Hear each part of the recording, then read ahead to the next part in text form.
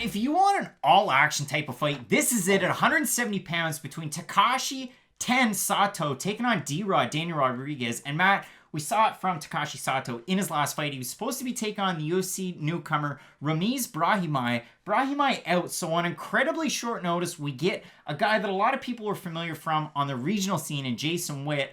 Well, what does Takashi Sato do in that fight? Now, I want to preface this. In training for Brahimaj, you're taking on a well-rounded guy that has intense submission abilities, that trains at one of the best gyms in the world.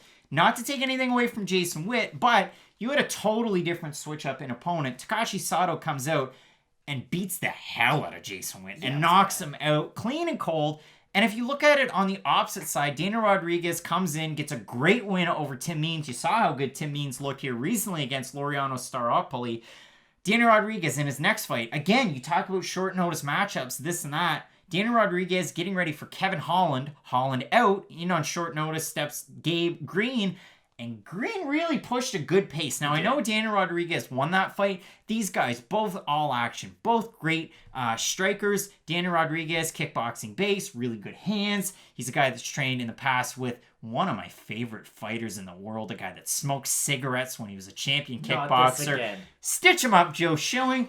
But Daniel Rodriguez, a guy to the BMF ranch, probably going to be helping your boy in Cowboy Donald Cerrone getting ready for Nico Price, another all-action fight at 170. But this one should be good. I mean, in terms of height and reach, everything pretty well close. Takashi Sato, all-action. Daniel Rodriguez, all-action. I can keep saying as much as I want, but I'm going to emphasize it and really hit the point home. I'm really looking forward to this one. This is my fight of the night, and I'm just going to come out and say it right now. I'm that confident that this fight's going to be fireworks, because Takashi Sato, the only time we've even seen him struggle in the UFC was against Bilal Muhammad, who went out there and he just was able to out-volume Sato, and then every time he took him down, it was just an instant threat, and then he was able to get him with that RNC, which was a really impressive performance.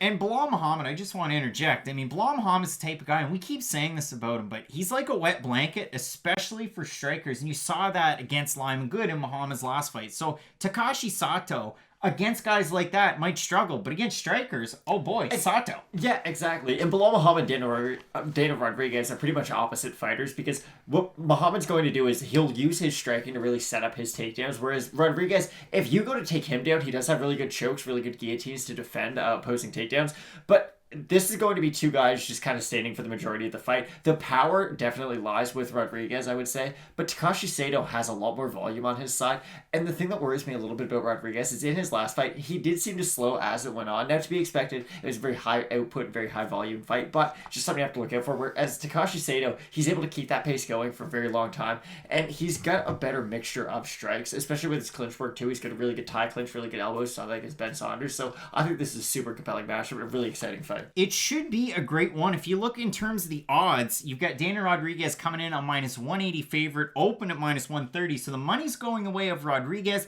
Takashi Sato at a plus 150, open as a plus 110. So you see the difference there. If we look over on Topology, again, limited sample size for a lot of these fights because some of these cards are just kind of thrown together. Rodriguez at a 276 votes, commanding 65% of them, 58% predicting he gets the win by decision. It should be a great one. Again, I'm going to say it, all action.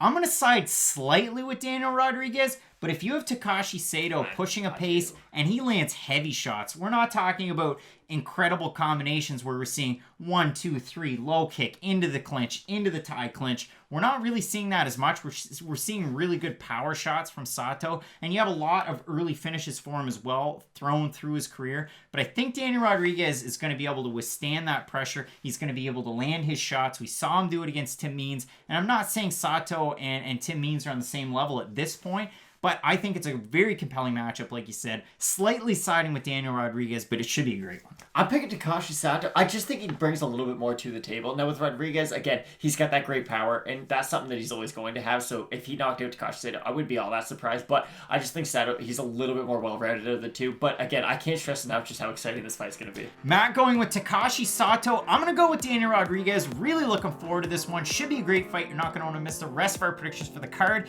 including an extended look at our main event between a tough out in Pedro Munhoz taking on the former lightweight champ Frankie Edgar. Keep it locked in with Fight Night Picks, Matt. As we always say, let's get into it.